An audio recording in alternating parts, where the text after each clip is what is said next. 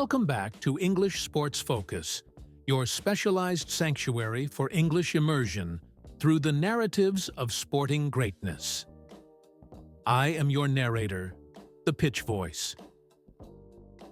Before we dive into today's extraordinary journey, I want to take a moment to thank our growing community of advanced learners. If you haven't already, please consider subscribing to the channel and hitting the notification bell.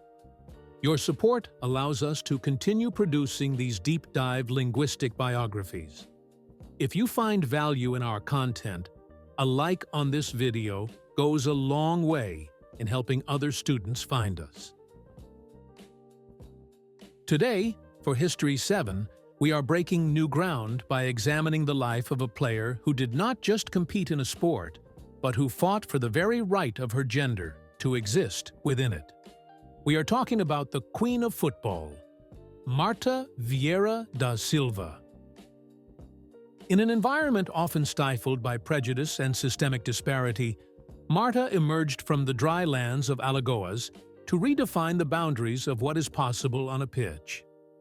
As we explore these 10 chapters, pay close attention to the sophisticated vocabulary related to social advocacy and the use of inversion for emphasis. This is more than a biography. It is a testament to the power of a trailblazer. Let us begin. Chapter 1. The Dust of Dois Riachos and the Roots of Resilience. In the impoverished town of Dois Riachos, in the northeastern state of Alagoas, Brazil, a young girl began to dribble a ball made of rolled-up socks. Marta's origins were characterized by a profound socio-economic scarcity that would have defeated a lesser spirit. Her father had abandoned the family when she was a toddler, leaving her mother to raise 4 children in a landscape where opportunities were as rare as the rain. For the advanced learner, it is vital to understand the concept of resilience in this context. Marta didn't just play football, she used it as a psychological fortress against the harsh reality of her surroundings. Even in these early years, she displayed a technical prowess that was demonstrably superior to her peers. However, in a deeply traditional community, a girl playing football was seen as an anomaly, a subversion of the social order. This chapter of her life was the crucible in which her tenacity was forged, proving that greatness often originates in the most inhospitable environments. Chapter 2. The Forbidden Game and the Burden of Prejudice. During Marta's childhood, the shadows of a legal prohibition still lingered over Brazilian women's football. Although the law banning women from the sport had been repealed in 1979, the societal stigma remained deeply entrenched. Marta was frequently the only girl on the pitch, often being forced to hide when tournament organizers arrived to prevent her from playing with the boys. This period highlights the systemic prejudice she had to navigate. She was often mocked and insulted, yet she remained undeterred. The psychological toll of being an outcast in one's own community is immense, yet Marta utilized this ostracism as fuel. She understood, perhaps intuitively, that her excellence was the only weapon she had against bigotry. By outperforming the boys, she wasn't just winning a game, she was deconstructing a patriarchal narrative. This era serves as a stark reminder that the most significant battles in sports are often fought long before the whistle blows. Chapter 3. The 2,000-mile leap of faith. At the age of 14, Marta made a decision that would change the trajectory of women's sports forever.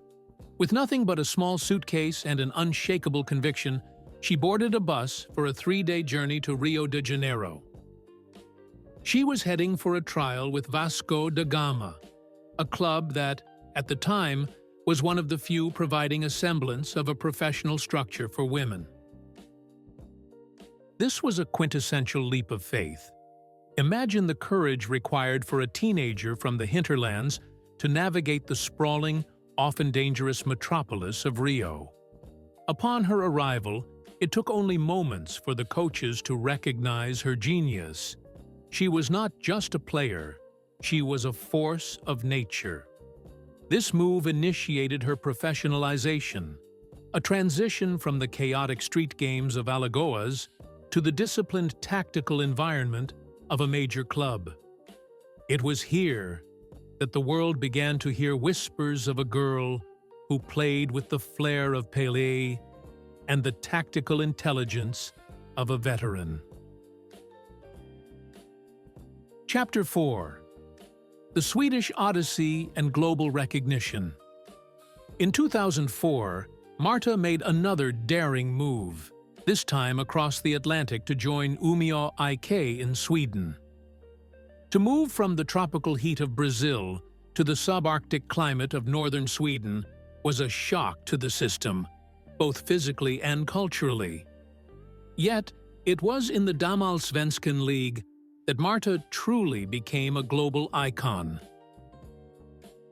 During her 5 seasons in Sweden, she led Umeå to 4 consecutive league titles and a UEFA Women's Cup. Her adaptation was flawless. She mastered the language and the tactical rigors of European football without losing her innate Brazilian ginga, that rhythmic, unpredictable style of play. This period is an excellent study in cultural intelligence and professional adaptation. Marta proved that her talent was not a product of her environment, but an intrinsic quality that could flourish anywhere. She became the face of the sport, attracting crowds and sponsors to a league that had previously struggled for visibility. Chapter 5. The Unparalleled Reign of a 6-time Laureate.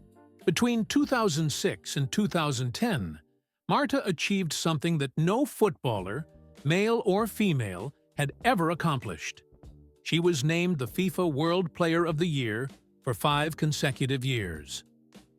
She would later add a 6th trophy in 2018, solidifying her status as a perennial occupant of the sports summit. This dominance was not merely about statistics. It was about the gap between her and the rest of the world. Marta's vision, her explosive pace, and her clinical finishing were so superior that she seemed to be playing a different sport. For the C1 learner, notice the use of the word laureate. It signifies a person who is honored for a high achievement in a particular field. Marta wasn't just a winner. She was a scholar of the game. Her reign forced the international community to take women's football seriously, as her highlight reels became indispensable viewing for anyone who claimed to love the beautiful game. Chapter 6. 2007 and the Bittersweet Symphony of the World Cup. The 2007 FIFA Women's World Cup in China remains the most evocative chapter of Marta's international career. She led Brazil to the final, scoring 7 goals and winning both the Golden Ball and the Golden Boot. The semi-final against the United States was her masterpiece, a 4-0 demolition where she scored a goal that involved a back-heel flick that left the American defense in a state of collective paralysis.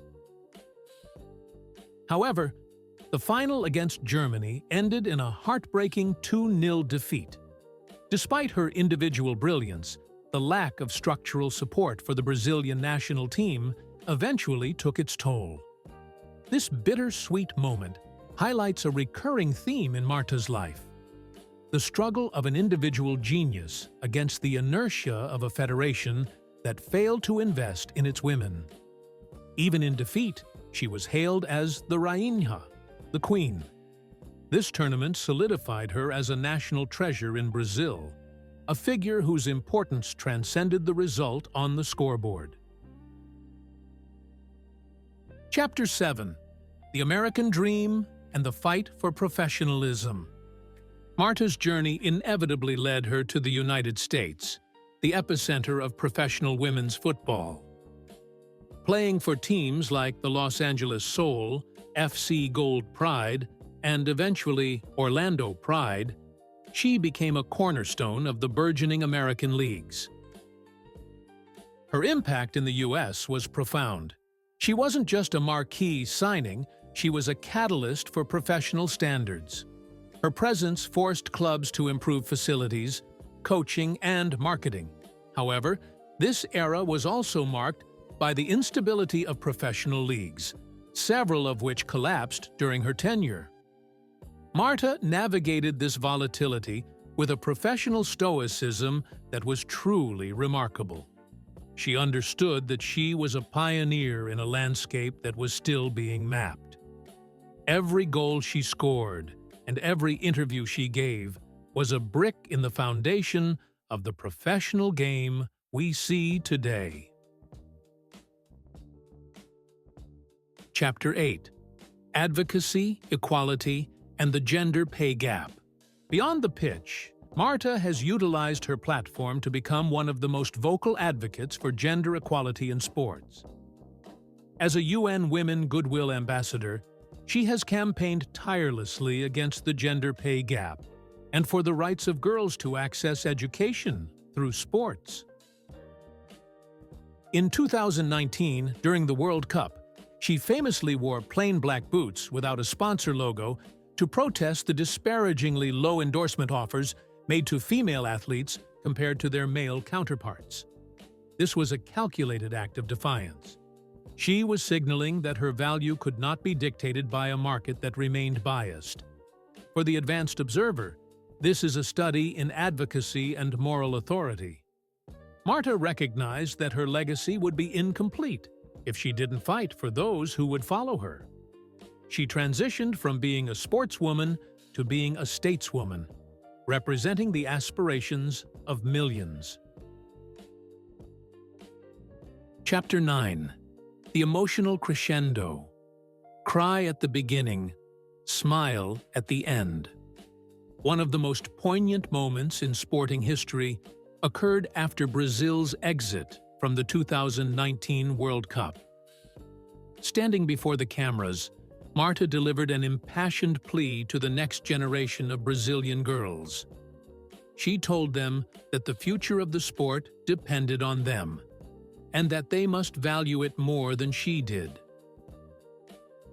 She famously said, "There won't be a Marta forever. There won't be a Formiga forever. The sport is crying out for you." This speech was a masterclass in emotional rhetoric. It showcased her vulnerability and her deep sense of responsibility. She wasn't talking about tactics. She was talking about survival. It was a call to arms, urging young women to take up the mantle and continue the struggle for recognition and respect. This moment cemented her role as the spiritual matriarch of Brazilian football, a leader who understood that her greatest victory would be the success of those she inspired. Chapter 10. The Immortal Legacy of the Reinha. As Marta enters the twilight of her playing career, her legacy is already etched in stone.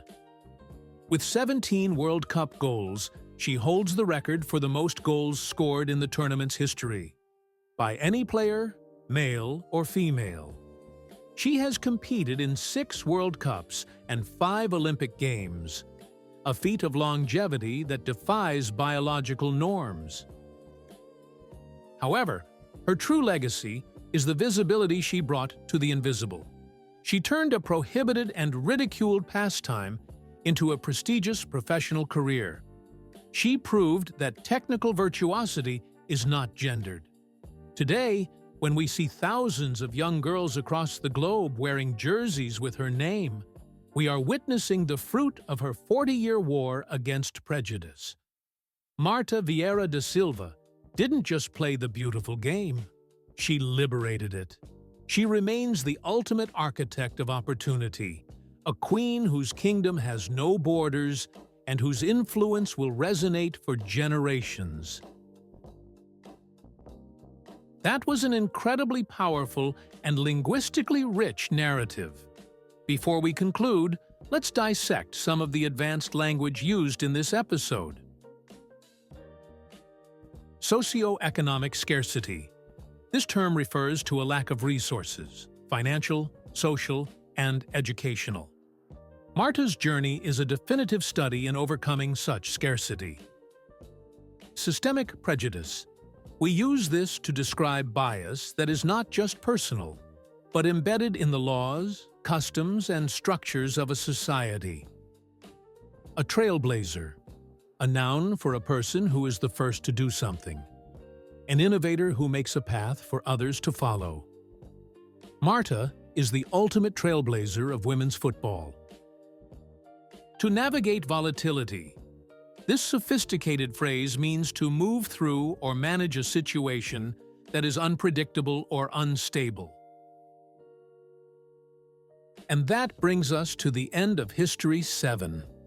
Marta's journey reminds us that the greatest obstacles are often those that society places in our way, and that the greatest victories are those that clear the path for others. Your advanced challenge for today.